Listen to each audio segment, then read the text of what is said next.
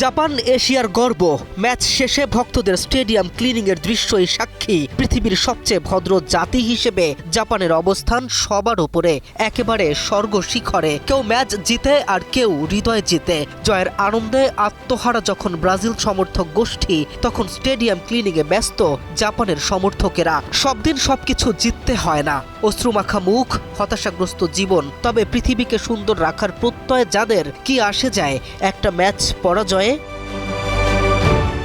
নেইমারের বেঞ্চে বসে কাটানোর দিনে ব্রাজিল পেয়েছে কাঙ্ক্ষিত জয়। ম্যাচের একেবারে শেষ মুহূর্তে গিয়ে অনেকটা ভাগ্যের লিখিত সমীকরণেই শেষ হাসি হেসেছে 5 বারের বিশ্ব চ্যাম্পিয়নেরা। 2-1 গোলের ব্যবধানে এই জয়ে পরের রাউন্ডে পৌঁছে গেছে হলুদিয়া পাখিরা। আর স্বপ্নভঙ্গ এশিয়ান জায়ান্ট জাপানের।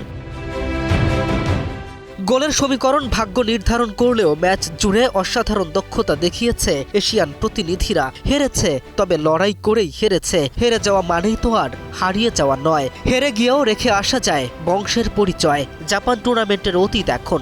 রাজধানীতে নিজস্ব জমিতে আমরা গড়ে তুলছি আপনার সুখের আবাস এডিসন রিয়েল এস্টেট।